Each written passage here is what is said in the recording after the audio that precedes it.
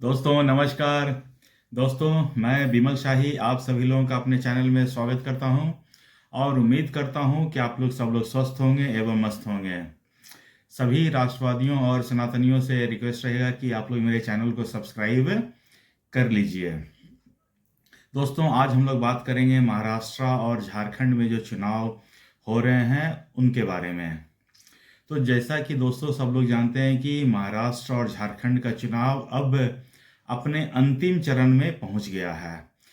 अंतिम चरण से मेरा तात्पर्य यह है कि चुनाव प्रचार का कार्यक्रम जो है वो समाप्त हो गया है। अब कल के दिन 20 नवंबर के दिन दोनों स्टेट में वोटिंग होगी।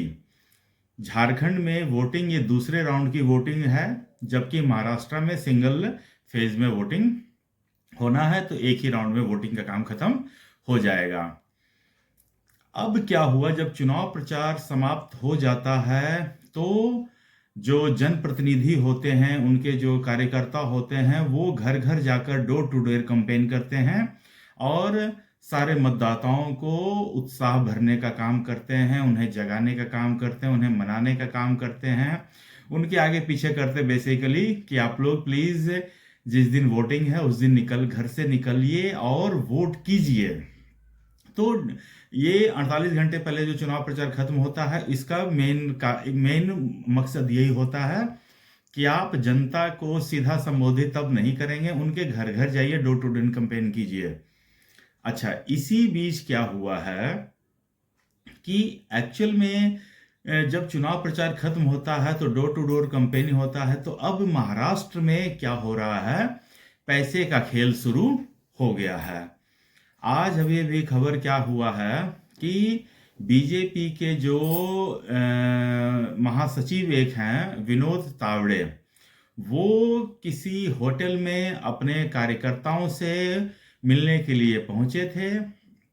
तो वहाँ एक कोई महाविकास अघाड़ी तो नहीं है, महामोर्चा विकास अघाड़ी करके कोई एक और दल है, वहाँ उनके भी कार्यकर्ता पहुंच गए और उन्होंने वहाँ पर पुलिस को बुला लिया और पुलिस के साथ दोनों दल में काफ़ी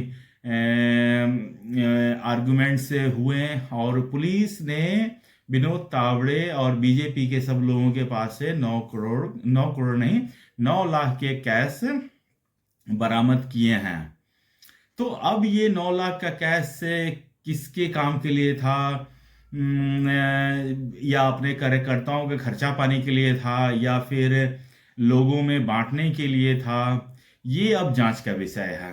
तो बेसिकली ये हो रहा है कि पर्दे के पीछे पैसे का खेल अब शुरू हो गया है। दोनों जो दल हैं जो मेन कंटेस्ट में हैं, महायुति और महाविकास अघाड़ी, अपने अपने तरीके से एक दूसरे पे इल्ज़ाम लगा रही हैं कि इनके जो नेता हैं ये पैसे बांट रहे हैं, इनके नेता वो पैसे बांट रहे हैं। तो इस तरह का आरोप प्रत्यारोप चल रहा है। लेकिन अगर मैं चुनाव प्रचार की बात करूं तो इस बार कुछ एक मुद्दे ऐसे आए हैं जो मुझे आज से पहले कभी किसी भी चुनाव प्रचार में देखने को नहीं मिला है। ये महाराष्ट्र और झारखंड में अभूतपूर्व घटना घटा है। जी हाँ दोस्तों, कुछ एक मैं उदाहरण आपको देना चाहता हूं कि महाराष्ट्र के चुनाव में ऐसा पहली बार हुआ है कि एक पार्टी ये कह रहा है कि हम जो काम उन्होंने स्टार्ट किया था जब उनकी सरकार चली गई, तो उसके बाद जो पार्टी सरकार बनाई है उस काम को कंटिन्यू रखा, तो उनको उसमें ये लग रहा है कि ये गलत काम हो रहा है। तो जैसे कि एक एग्जांपल देखिए कि जब उद्धव ठाकरे की सरकार थी महाराष्ट्र में, तो उन्होंने धारावी में कुछ प्रोजेक्ट्स के लिए अदानी को कॉन्ट्रैक्ट्स दिए थे और जब उनकी सरकार चली गई उसके बाद एक नाथ शिंदे जी की सरकार आई तो उस प्रोजेक्ट को मतलब कि कंटिन्यू रहने दिया। तो अब जब उसमें काफी काम आगे बढ़ गया है, तो अब जो चुनाव प्रचार में उद्धव ठाकरे, कांग्रेस ये कह रही हैं कि हमारी सरकार आई तो सबसे पहले पहली मीटिंग में इस काम को हम रुकवा देंगे। मतलब ये सोचिए कि अपने ही किए गए कार्य को डिसऑन करना, ये मैं पहली बार देख रहा हूं कि मैंने ही कोई काम शुरू किया और मेरी मेरे बाद जो पार्टी आई उसने सरकार बनाई, मेरे ही काम को शुरू कर रहा है और मैं उसके काम को गलत बता रहा हूं। ये मैं पहली बार होते हुए देख रहा हूं। अच्छा, दूसरी बात मैं क्या देख रहा हूं कि अगर कोई नेता ये बयान देता है कि एकता में ही बल है, बटोगे तो कटोगे, इस चीज का भारी विरोध हो रहा है। दोस्तों, हम लोग बचपन में भी पढ़ते थे, हमें एग्जाम्पल दिया जाता था कि एक राजा के 5 बेटे थे। उन्होंने अपने बेटों को मतलब कि एक साथ बुलाया और बोला कि सबको एक एक लकड़ी का टुकड़ा दिया। बोला कि बेटे अब इसे इस लकड़ी के टुकड़े को तोड़ो। तो सारे बेटों ने एक एक लकड़ी के टुकड़े को तोड़ दिया। उसके बाद उसी राजा ने उन फिर से एक एक लकड़ी दिया और उनको एक एक उन सबको जोड़कर एक मुट्ठा बना दिया। उसके बाद फिर पांचों बेटों को एक एक करके दिया कि अब इसे तोड़कर दिखाओ। तो पांचों बेटे इस बार लकड़ी के जो मुट्ठे बने हुए थे उनको तोड़ नहीं पाए। तो ये हमें सिखाया जाता था कि एकता में ही बल है, अलग अलग रहोगे तो तोड़ दिए जाओगे, बिखर जाओगे, टूट जाओगे। अगर यही चीज आज के समय कोई नेता कह रहे हैं तो अपोजिशन वाले पार्टी हैं, उनको इसमें दुख क्या लग रहा है, इसमें बुराई क्या है? अगर ये कहा जा रहा है बंटोगे तो कटोगे, एक रहोगे तो नेक रहोगे, इसमें इसमें अपोजिशन को लग रहा है कि ये बांटने वाली राजनीति ये कैसे हो गई, मुझे ये समझ में नहीं आ रहा है। तो ये मैं बिल्कुल भारत में अद्भुत मतलब कि चुनाव प्रचार होते हुए देख रहा हूं कि अगर कोई नेता ये कहे कि हाँ भाई तुम इस जाति के हो, तुम उस जाति के हो, मतलब कि सबको अलग अलग कर रहा है, तो समझ में आता है कि हाँ वो बांटने की राजनीति कर रहा है।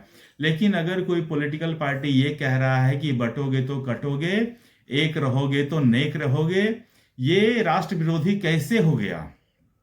और ये तर्क संगत कैसे नहीं है?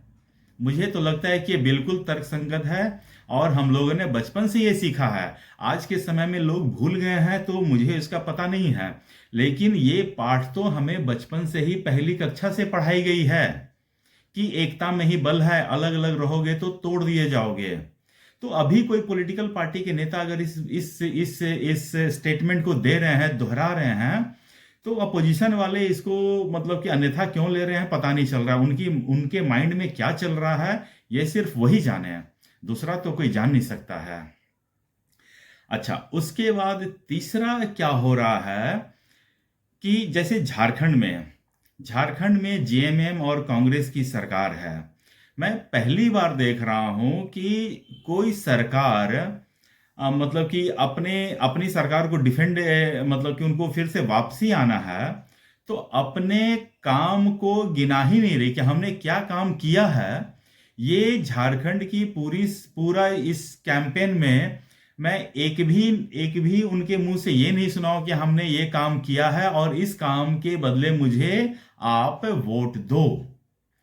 वो तो बिल्कुल सिर्फ मतलब कि अपोजिशन पे आरोप लगा रहे हैं कि ये बांट देंगे, ये संविधान खत्म कर देंगे, ये कर देंगे, वो कर देंगे।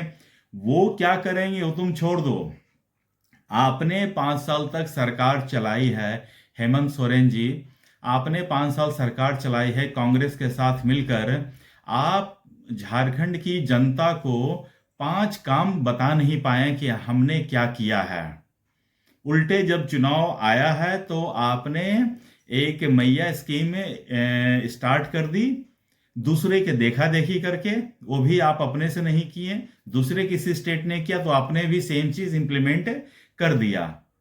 ये एक तरह से हुआ कि हमने तो कुछ किया नहीं और हम आपको रिश्वत दे रहे हैं।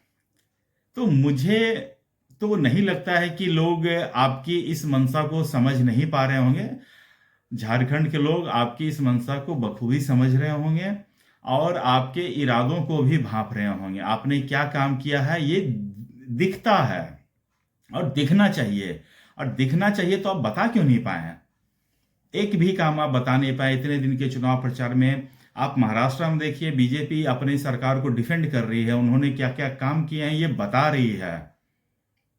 अपोजिशन बोल रही है कि हम इनके इस काम को रोकेंगे, मतलब कुछ काम हो रहा है तो रोकेंगे। और यही सब चीज के कारण पूरा चुनाव प्रचार बिल्कुल मतलब मैं ये कह सकता हूं कि निराशाजनक रहा। इसमें अपोजिशन पार्टी के पास कहने के लिए कुछ भी नहीं है, उन्हें जनता को कुछ ऑफर करने के लिए कुछ भी नहीं है। वो सिर्फ एक नैरेटिव सेट करना चाहते हैं कि आरएसएस वाले ऐसे हैं, बीजेपी वाले ऐसे हैं, वो आएंगे तो ये कर देंगे, वो आएंगे तो वो कर देंगे, ऐसा हो जाएगा वैसा हो जाएगा। एक समुदाय के लोगों को जितना मर्जी वो डरा लें, और यही डर के कारण वो सिर्फ चाहते हैं कि उनके उनके इसी डर दिखाकर वो उस समुदाय के लोगों का वोट पाना चाहते हैं। बाकी काम करना कांग्रेस के बस की बात है ही नहीं, और कांग्रेस के साथ जो जो अब मिले हैं उनके भी बस की बात नहीं है। आप कांग्रेस रूरल स्टेट का जितना भी एग्जाम्पल देख लीजिए, मैं तो अभी कहूंगा कांग्रेस को जो वोट देने के बारे में सोच रहे हैं, ठीक है ना, उनको मैं बस इतना कहूंगा कि आप अभी हिमाचल प्रदेश का आप एग्जाम्पल देख लीजिए। वहां कांग्रेस का शासन है, बड़ा खटाखट फटाफट झटाझट स्कीम उन लोगों ने लोगों को बहलाकर फुसलाकर सत्ता हासिल तो कर लिया कि हम जी ओल्ड पेंशन स्कीम देंगे, पैसे खटाखट देंगे, फटाफट देंगे, ये कर देंगे, वो कर देंगे। और आज की न्यूज़ है कि कर्ज में डूबे होने के कारण किसी किसी कंपनी को वो पैसा नहीं दे पाया है, तो उस कंपनी ने केस किया है। तो दिल्ली में हिमाचल भवन जो है मंडी हाउस के पास, उसको हाई कोर्ट ने सीज कर लिया, अटैच कर लिया। मतलब कि हिमाचल सरकार के पास सैलरी देने के पैसे नहीं हैं। जो न्यू पेंशन स्कीम देने की बात किए थे ये लोग, बोले थे कि न्यू पेंशन स्कीम हटाकर हम ओल्ड पेंशन स्कीम लाएंगे। तो जिन लोगों ने इस आशा में वोट दिया था कांग्रेस को कि हमें ओल्ड पेंशन स्कीम मिलेगी, ओल्ड तो छोड़िए, न्यू पेंशन स्कीम तक उनके देने के लिए पैसे नहीं हैं, सैलरी देने के लिए पैसे नहीं हैं। इलीगल एक्टिविटीज हिमाचल में इतने बढ़ गए हैं, जो डेमोग्राफी बदलाव की ओर हिमाचल प्रदेश बहुत तेजी से बढ़ रहा है। तो इन सब चीजों को देखते हुए महाराष्ट्र के लोगों से मैं अपील करना चाहूंगा कि अगर तुम्हारे साथ अभी तक नहीं बीता है तो कम से कम दूसरों को देखकर तो सीखो कि दूसरे स्टेट में कांग्रेस जीतकर क्या की है। और फिर सोचो, यही महाराष्ट्र में है ना 100 करोड़ मंथली वसूली का काम होता था, क्या फिर से अपने स्टेट को वसूली वाला स्टेट बनाना है क्या आपको? तो इन सब चीजों को भी देखिए।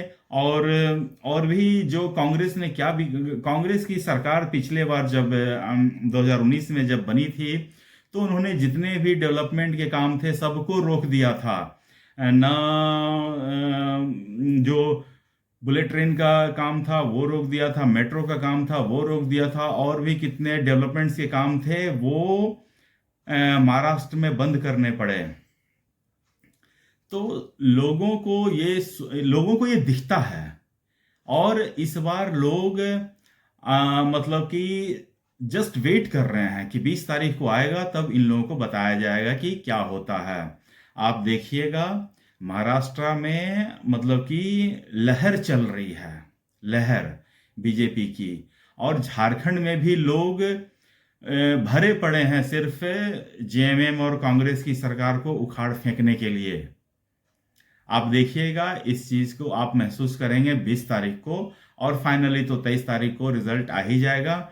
उस दिन फिर सब मतलब दूध का दूध पानी का पानी हो ही जाएगा। सब लोगों को पता चल जाएगा कि कौन कितने पानी में है, किन लोगों का प्रचार अच्छा रहा, किन लोगों का प्रचार खराब रहा। तो दोस्तों, मुझे आज के लिए इतना ही कहना था।